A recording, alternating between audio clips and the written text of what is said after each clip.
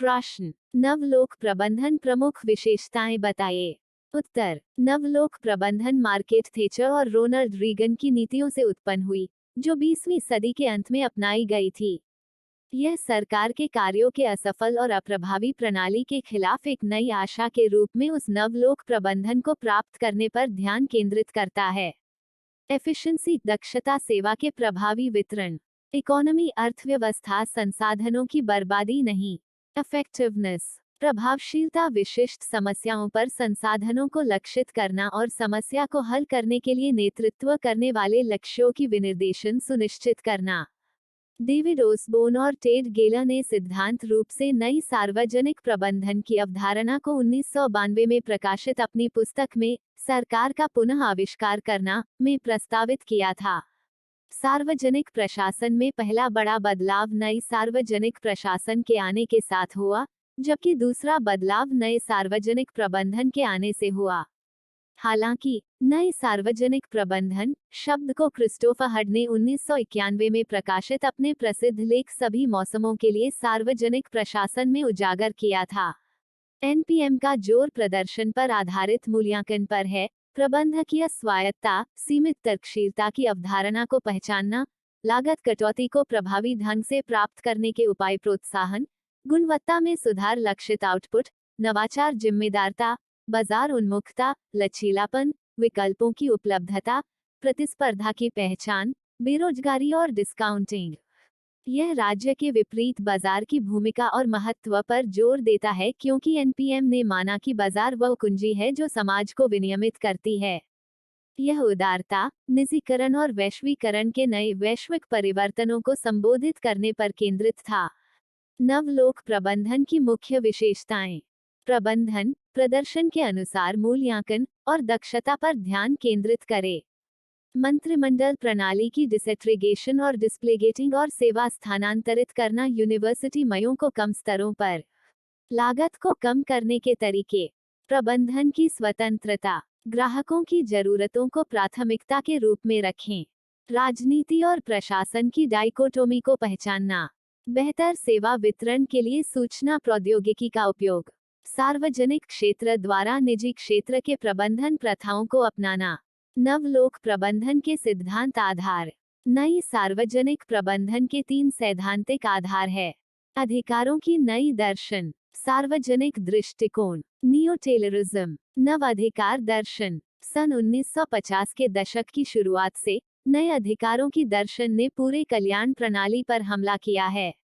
यह इस धारणा को नकारता है कि सरकार को हमेशा माल और सेवाओं के प्रत्यक्ष प्रदाता की भूमिका लेनी चाहिए और गैर सरकारी एजेंसियों को सामान और सेवा प्रदाता के रूप में बाजार में प्रवेश करने की अनुमति देने पर ध्यान केंद्रित किया। उन्होंने राज्य नियंत्रित बाजारों के विपरीत मुक्त बाजारों का प्रचार करने का दावा किया। यह माना जाता है कि निजीकरण की नई सिद्धांत सरकार के अनुचित और अपर्याप्त कार्यशैली के लिए एक बेहतर विकल्प प्रदान करेगी।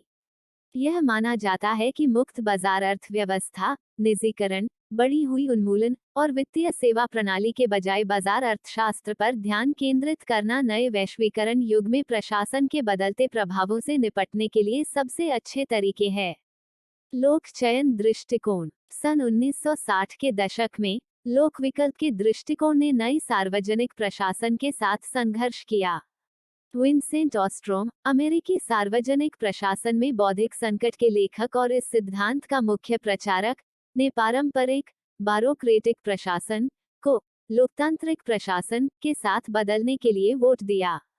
लोक विकल्प दृष्टिकोण में एंटीबायरोक्रेटिक दृश्य और विविध लोकतांत्रिक निर्णय लेने के केंद्रों पर जोर दिया गया था।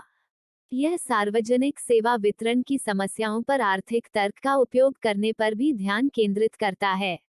स्कूल में डिसेंट्रलाइजेशन होता है। उन्होंने प्रशासन में लोकप्रिय भागीदारी का भी दावा किया। सार्वजनिक विकल्प दृष्टिकोण ने एकल केंद्रित प्रशासनिक शक्ति के सिद्धांत को नकार दिया और राजनीति को प्रशासन से अलग किया। यह दार्शनिक प्रशासन और तर्कसंगत, तटस्थ ब्रोक्रेशन के सिद्धांत में विश्वास नहीं करता था। नव उदारवाद, नियो टेलरिज्म। सन 1970 के दशक में पूंजीवादी देशों ने आर्थिक संकट का सामना किया। उदाहरण के लिए 1973 में नए उदारवाद का सिद्धांत आया, जिसने दावा किया कि बाजारों को अनियमित किया जाना चाहिए और नीतियों को डीएलटी सूत्र पर आधारित होना चाहिए। डी अर्थव्यवस्था की नियमितता का अर्थ है। एल व्यापार और औद्योगिक स्वतंत्रता का प्रतिनिधित्व करता है, और टी राज्य उद्यमों के निजीकरण के लिए है। नियो टेलरिज्म सार्वजनिक प्रशासन के पारंपरिक मॉडल को बदलने के लिए कई सिद्धांतों का दावा किया। हालांकि यह मुख्य रूप से सार्वजनिक प्रशासन के क्षेत्र में निजी क्षेत्र के प्रबंधन प्रथाओं को अपनाने पर ध्यान केंद्रित किया गया था। यह कहा कि एक पूर्व निर्धारित लक्ष्य के खिलाफ उपलब्धियों को मापने के बजाय यह प्रदर्शन मूल्यांकन तकनीक पर आधारित होना चाहिए। यह उत्पादन प्रक्रिया के प्रदर्शन में प्रत्येक चरण के लिए व्यक्तिगत जिम्मेदारी निर्धारित करने पर केंद्रित था। यह सामूहिक प्रोत्साहन के बजाय व्यक्तिगत प्रोत्साहनों को लागू करने पर ध्यान केंद्रित किया गया था।